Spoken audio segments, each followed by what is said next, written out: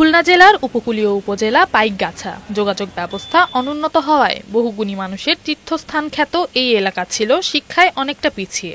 ভালো মানের শিক্ষা প্রতিষ্ঠান এবং উচ্চশিক্ষা ব্যবস্থা এখানকার মানুষের দীর্ঘদিনের দাবি ছিল। সেই দাবির প্রেক্ষিতে পাইকগাছা কয়রা সড়কের পশ্চিম পাশে 25 একর জমির ওপর নির্মাণ কাজ শুরু হয় পাইকগাছা কৃষি কলেজের, যা পরবর্তীতে খুলনা বিশ্ববিদ্যালয়ের দ্বিতীয় ক্যাম্পাস হিসেবে গড়ে তোলার সিদ্ধান্ত নেওয়া হয়। এতে স্থানীয়দের মাঝে মিশ্র প্রতিক্রিয়ার সৃষ্টি হয়। পাইকগাছায় খুলনা বিশ্ববিদ্যালয়ের দ্বিতীয় ক্যাম্পাস প্রতিষ্ঠিত হয়, আমরা এলাকাবাসী অত্যন্ত আনন্দিত। এখানকার যে জীবন জীবিকার সাথে নির্ভরশীল এমন যে সমস্ত বিষয়, সেই বিষয়গুলো অন্তর্ভুক্ত করার জন্য আমি সবিনয়ে অনুরোধ করছি। খুলনা বিশ্ববিদ্যালয়ের উপাচার্য প্রফেসর ডক্টর মোহাম্মদ রেজাউল করিম জানান, এটি উপকূলীয় অঞ্চলের একটি সম্পদশালী এলাকা।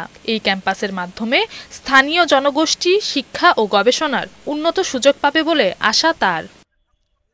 ইতিমধ্যে 90 ভাগেরও বেশি কাজ শেষ হয়েছে। 2026 সালের জুন মাসে প্রকল্পটি হস্তান্তর করা হবে বলে বলছেন এই কর্মকর্তা। প্রকল্পের কাজ ইতিপূর্বে 90 ভাগ শেষ হয়েছে, বাকি 10 ভাগ কাজ চলমান।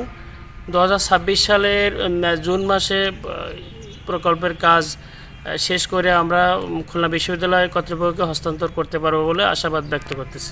ভবন হস্তান্তরের পর আগামী জুন অথবা জুলাই মাসে পাইকগাছা ক্যাম্পাসে আনুষ্ঠানিকভাবে শিক্ষা কার্যক্রম চালু করার সম্ভাবনা রয়েছে বলে জানিয়েছেন বিশ্ববিদ্যালয় কর্তৃপক্ষ। নওশিন জান্নাত, বৈশাখী সংবাদ।